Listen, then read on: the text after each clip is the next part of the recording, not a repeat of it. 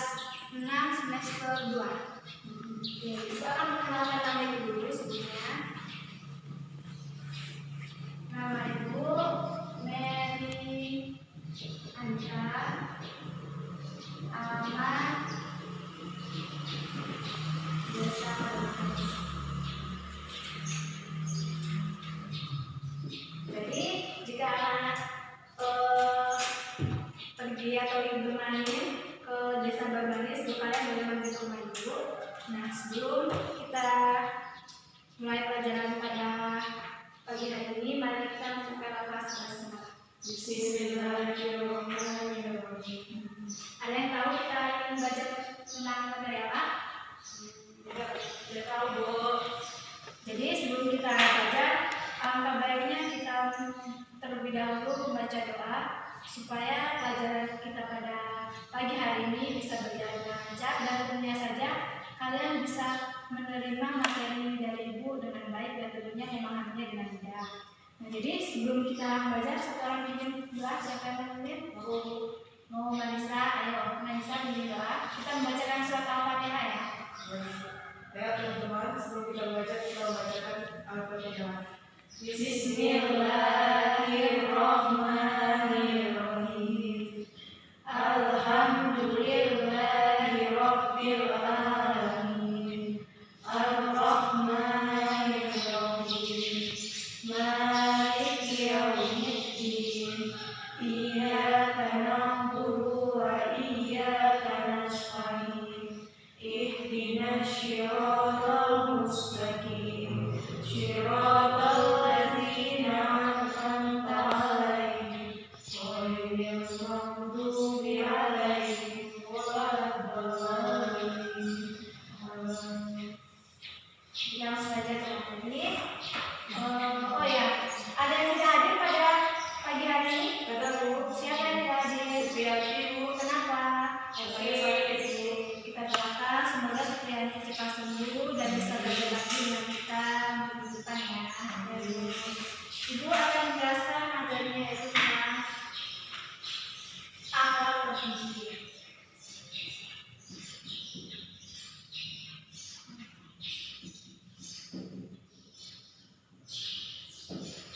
Nah, ada yang tahu akhlak terpuji itu apa? Akhlak terpuji adalah akhlak yang apabila dilakukan mendapatkan pahala di sisi Allah. Oke, akhlak terpuji itu adalah akhlak yang baik yang harus kita lakukan sebagai seorang muslim. Karena apa? Jika kita berakhlak yang baik atau akhlak terpuji, maka kita akan mendapatkan pahala dari Allah. Bukan mendapatkan pahala saja, tetapi kita akan disenangi oleh orang tua, oleh tetangga kita, teman-teman kita di luar kita, mata temannya kita. Dan tentunya saja, jika kita berakhlak terpuji, maka kehidupan kita akan lebih dimudahkan oleh Allah. Karena apa? Kita melakukan hal-hal yang baik yang disenangi oleh Allah, dan tentunya saja Allah meridhoi setiap perbuatan yang kita lakukan karena kita memiliki akhlak yang baik. Nah, anak-anak, ada yang tahu tidak akhlak terpuji itu apa saja? Fenomena akhlak terpuji toleransi, Marisa, simpati. Terima kasih. Kita akan membahasnya satu persatu. Itu yang pertama, berbaik sangka. Berbaik sangka. Ada yang tahu anak berbaik sangka itu apa? Tidak tahu ya? Tidak tahu. Jadi berbaik sangka itu artinya kita berpikir positif. Berpikir positif. Jadi di sini ada sebuah cerita. Ada sebuah kerajaan. Di sana ada seorang raja, ada permaisuri, tentunya saja ada pengawalnya, tentunya ada segala macam. Jadi di sini suatu hari raja pergi berburu dan pergi ke hutan, tetapi raja selalu ditemani oleh pengawalnya. Pengawalnya ini sekaligus sahabat dari raja. Pengawal raja, sahabatnya ini sangat takwa pada Allah. Dan suatu hari raja terdapat kena musibah. Saat dia menuju tangan raja, dia terkena panah, dan kemudian sahabatnya ini mengatakan, insya Allah ini yang terbaik. Begitu kemudian raja pulang pulang bersama sahabatnya. Ketika keesokan harinya, raja berburu lagi. Kemudian raja terkena musibah lagi. Saat raja itu kemana, tidak tahunya tangan raja ini jari jempolnya itu tuh patah dan hilang. Kemudian pengawal sekaligus sahabatnya mengatakan, insya Allah ini yang terbaik. Raja pun marah mendengar perkataan sahabatnya. Kemudian raja memerintahkan pengawalnya yang lain di istana untuk memasukkan sahabatnya ini ke penjara. Dan kemudian keesokan harinya lagi setelah raja sembuh dari tangannya yang luka ini, raja pergi berburu sendiri. Karena apa? Pengawalnya ini sudah dimasukkan ke penjara, jadi dia pergi sendiri. Suatu ketika sampai di hutan, raja bertemu dengan sekelompok suku. Kemudian raja ditangkap. Untuk apa raja ditangkap? Karena suku ini menyembah pada berhala. Dan setiap setahun sekalinya suku ini mengorbankan seseorang untuk berhala tersebut. Kemudian raja ditangkap. Tetapi ketika raja diperiksa oleh sekelompok suku tersebut, tidak tahunya raja tidak sempurna. Ada jari jempolnya yang hilang kan? Jari jempolnya sudah hilang. Kemudian dengan begitu saja raja dilepaskan. Kemudian raja pulang dengan senang hati dan ingin menemui sahabatnya di penjara. Kemudian raja langsung sampai di istana, dia menemui pengawalnya sekaligus sahabatnya dan berkata, ternyata selama ini kamu benar. Ternyata apapun yang terjadi pada kita, itulah yang terbaik. Dan raja menceritakan kejadiannya, segala sesuatu yang terjadi kepada raja. Kemudian raja memerintahkan pengawalnya yang lain untuk mengeluarkan sahabatnya. Dan apa yang kita ambil dari cerita ini anak-anak, bahwasanya apapun yang terjadi buat kita, yang terjadi di diri kita, apapun itu, yang menurut kita itu musibah sangat besar, tetapi kita harus berpikir positif, kita harus berprasangka baik bahwa itulah yang terbaik. Bisa jadi menurut kita itu merupakan suatu keburukan bagi kita, itu merupakan menurut kita itu sebuah kejahatan yang bisa membuat diri kita tidak ada gunanya. Tetapi itu berbeda dengan Allah, itu bisa jadi suatu kebaikan buat kita dalam kehidupan. Nah, jadi anak-anak, apapun yang anak-anak ibu alami di dalam kehidupan, berpikirlah positif. Jadi supaya apa? Supaya anak-anak ibu bisa percaya dengan adanya Allah. Apapun yang anak-anak ibu alami, harus yakin bahwa itulah yang terbaik. Jalan hidup apapun anak-anak, itu yakinlah itulah yang terbaik. Dan kemudian anak-anak, dalam Al-Hujurat itu menceritakan tentang berpikir positif atau berprasangka baik. Di mana dalam surat tersebut Allah mengingatkan kita bahwa kita harus menjauhi prasangka yang buruk dan menjauhi dengan cara kita jangan sampai kita mencari kesalahan orang lain. Karena apa? Belum tentu orang yang kita cari selama ini kesalahannya itu lebih baik dari kita. Maka dari itu, anak-anak tidak boleh mencari kesalahan teman kita. Dimanapun kita berada, kita tidak boleh mencari kesalahan teman kita. Ketika teman kita ada yang salah, kita tidak boleh menjelek-jelekan, mengolok-oloknya, kita tidak boleh. Tetapi kita harus menasihatinya dengan baik. Nah, sampai di sini ada yang ingin ditanyakan? Tidak. Oke, ulangi lagi ya.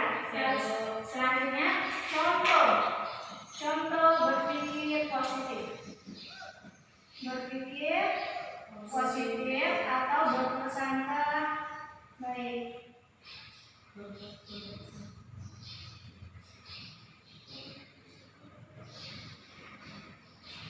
Ada yang tahu anak ibu apa itu contohnya? Tidak tahu? Tidak tahu. Oke. Misalkan ibu di sini meminjamkan, kata kuncinya ibu kalau meminjamkan. Ada yang bisa membuat contohnya dari kata-kata meminjamkan?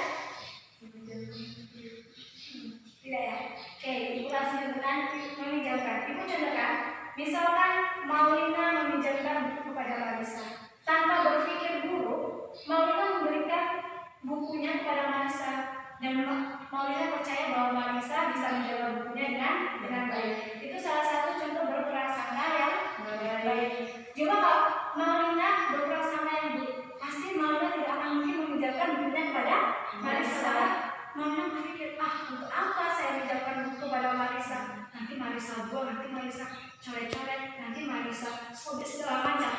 Maulina tidak mungkin mengucapkan itu kepada Marisa. Dan kemudian contohnya lagi dalam kehidupan di keluarga. Di keluarga ya.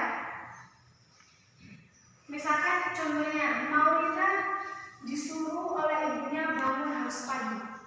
Jangan sampai bangun sudah matahari sudah terbit. Itu tidak boleh. Karena apa? Ibu Maulina ini menyuruh Maulina bangun pagi supaya Maulina bisa melakukan sholat subuh dan tidak ketinggalan. Itu salah satu contoh berpikir positif.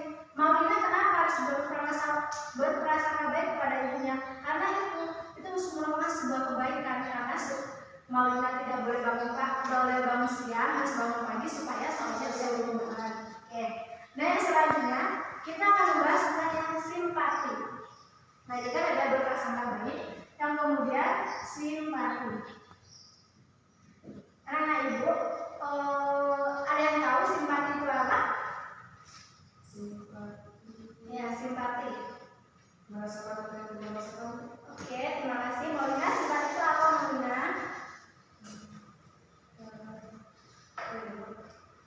Lupa. Oke. Simpati itu ikut merasakan apa yang orang lain rasakan.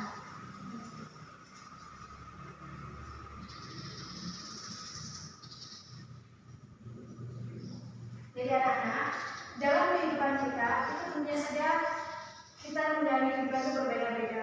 Terkadang kita ada melihat kehidupan orang lain yang bahagia, yang senang. Terkadang kita melihat kehidupan orang lain itu yang lebih, ya bisa dikatakan lebih dari kita, lebih ke bawah dari kita.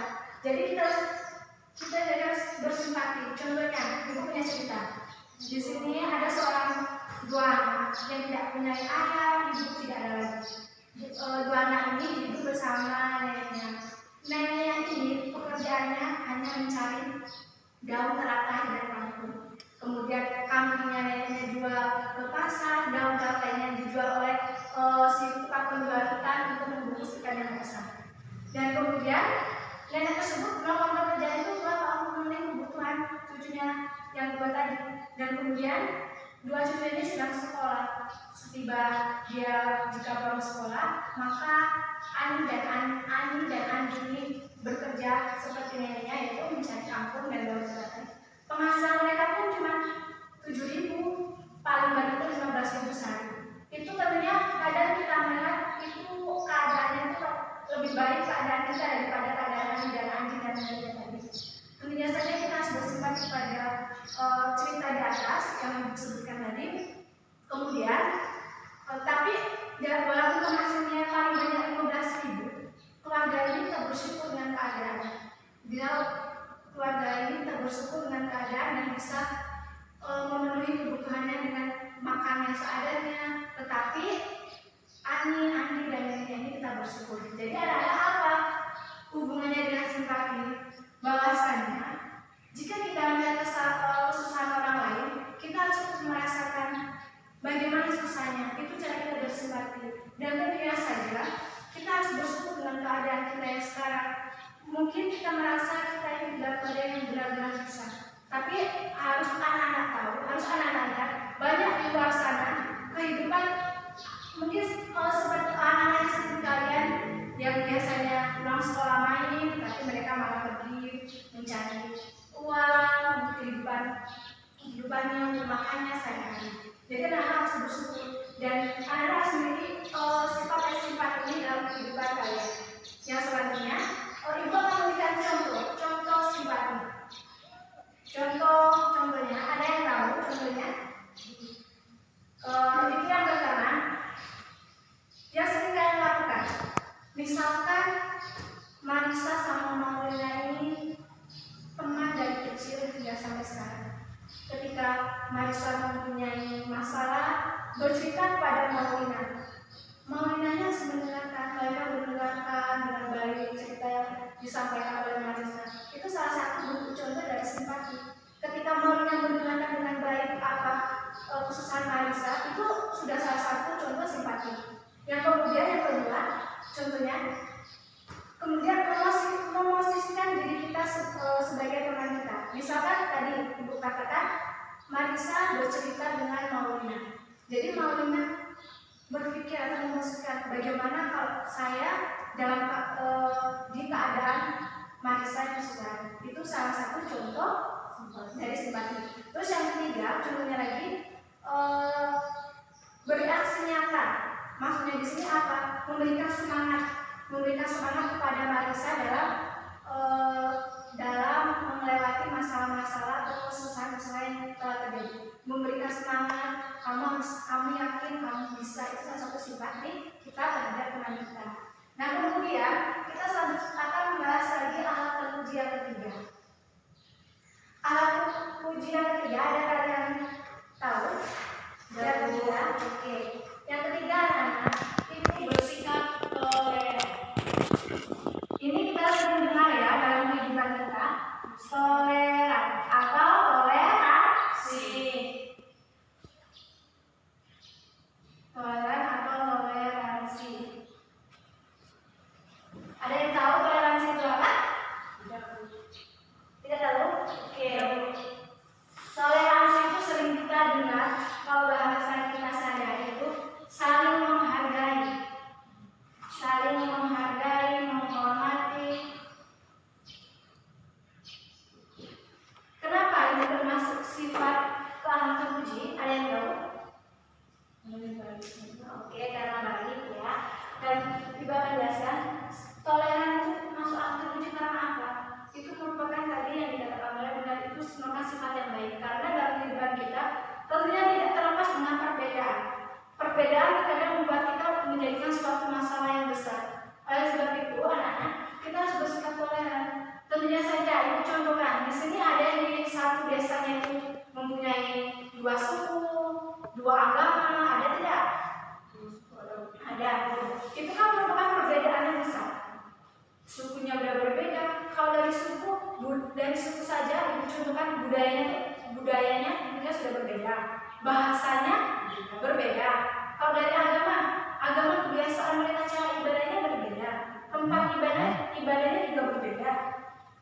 Kemudian kita kenapa harus bersikap toleran? Karena saling menghormati, menghargai. Ibu contohnya lagi toleransi. Toleransi itu adalah artinya saling menghargai dengan sesama walaupun adanya perbedaan. Itu toleransi. Ya, Ibu contohkan. Misalkan di tempat kalian ada 2 agama, ada Nasrani dan Islam. Kalau Nasrani itu kan biasanya Natalan hari rayanya. Kemudian tempat ibadahnya gereja. Kemudian kalau umat Islam kan hari raya Idul Fitri, masjid. Nah, jadi bagaimana sikap kita harus bertoleransi kepada sesama antar agama? Jadi ketika kita ingin beribadah di masjid, maka umat Nasrani tidak menghalangi kita untuk beribadah di masjid. Begitu pula dengan kita sebagai umat Islam, kalau ada umat Nasrani ingin beribadah ke gereja, kita tidak boleh menghalangi, kita tidak boleh mengganggu, kita tidak boleh menciptakan kebisingan yang bisa mengganggu ibadah umat Nasrani. Itu salah satu toleransi. Kemudian perbedaan suku, kadang ya kita lihat kita dengan teman kita kok berbeda, kok dia putih, aku hitam, rambutnya lurus, aku keriting. Iya kan? Kalau bahasa Jawa keriting itu keriting. Ya karena, jadi karena jangan kita ya misalkan kita putih, rambut lurus, teman kita rambut keriting, hitam. Aku nggak mau berteman dengan kamu. Kamu rambutnya kayak gitu, kulit kamu hitam. Aku nggak mau nanti kulit aku jadi hitam. Itu tidak boleh seperti itu. Itu namanya Ibu tidak mempunyai sikap toleransi. Kita berteman anak, kita tidak boleh hanya berteman dengan orang. Aku agama Islam, temanku harus agama Islam. Itu tidak mesti harus begitu. Karena apa? Dalam kehidupan kita biasanya kita menemui banyak hal. Tentunya saja agama yang berbeda, suku yang berbeda. Jadi kita tidak boleh memilih teman. Mau dia sukunya apa, bahasanya apa, kita harus berteman dengan dia. Itu salah satu toleransi kita kepada teman kita. Nah kemudian contohnya lagi, Ibu contohkan ya. Contoh dalam sehari-hari. Sikap toleran selain dengan adanya perbedaan itu, kalau kita dengar toleransi, pasti kalau kita dengar kata toleransi itu perbedaan. Sebenarnya bukan hanya itu saja toleransi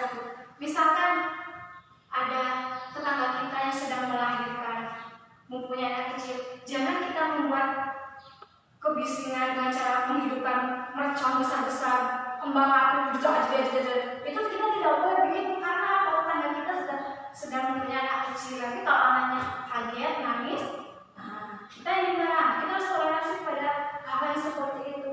Kemudian misalkan contoh lagi di rumah kita ada itu tempat peribadatan orang Nasrani, itu ada gereja. Orang Nasrani lagi beribadah, lagi nyanyi. Kalau orang Nasrani kan nyanyi. Kita hidupkan lagu dangdutan di rumah itu sebesar mungkin. Sampai suara musik di rumah kita itu lebih besar daripada yang orang lagi beribadah. Itu kan termasuk kita tidak toleransi. Itu salah satu contohnya. Yang kemudian, yang terakhir itu ada hidup rukun. Hidup rukun.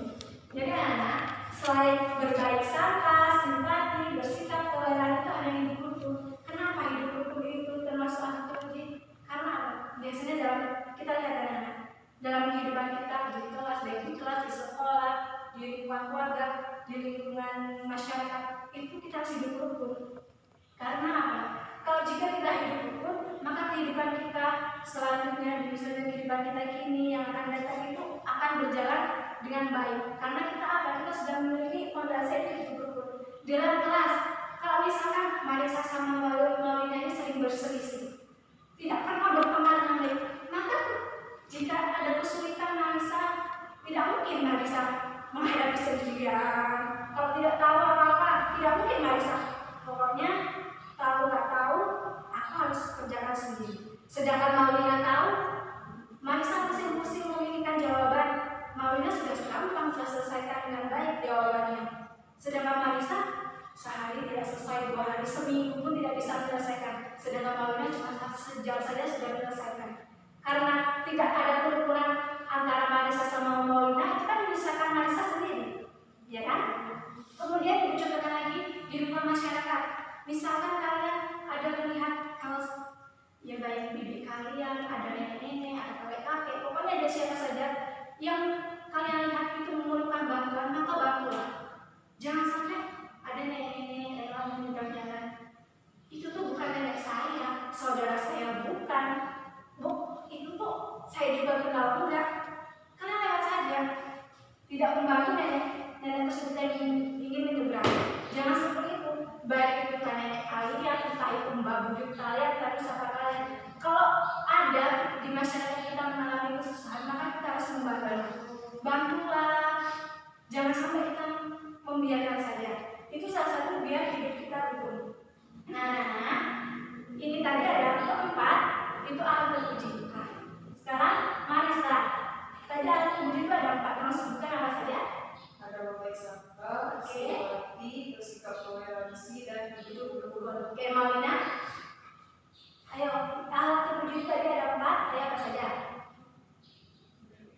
Berbaik sangka, simpati, bersikap toleransi, sama hidup rukun. Oke, itu alat terpuji. Ada 4 ya. Kan harus ingat berbaik sangka itu apa, simpati itu apa, toleran itu apa, hidup rukun itu apa. Kenapa ibu ajarkan kepada kalian ini hanya 4? Sebaiknya masih banyak lagi alat terpuji itu, tapi ibu ajarkan ini hanya 4 karena apa? Inilah yang sering harus kita lakukan dalam kehidupan kita. Karena apa? Anak-anak ini kehidupannya bukan hanya di kelas, di sekolah, tapi lebih banyak di kehidupan masyarakat. Kalau di kelas kan kalian sudah sering tahu, sering lihat keadaan kelas teman-teman kalian seperti apa, kalian sudah tahu. Kalau di masyarakat kan kalian seringnya ke situ, sering kalian berkomunikasi dengan lingkungan masyarakat. Jadi kalian harus tahu nih baik sangka itu apa, simpati itu apa, toleran itu apa, hidup rukun itu bagaimana. Jadi kalian harus mengetahuinya. Ya Bu. Oke anak-anak, sekarang ibu mempunyai kuis sedikit. Ini bukan ini kelas kosong ya. Ibu kasih sama Marisa sama Maulina. Jadi anak-anak, Marisa sama Maulina ini membuat satu pertanyaan ya. Membuat satu pertanyaan di mana nanti pertanyaannya kita kumpulkan, kita bahas bersama. Oke, ya, nggak usah lama-lama.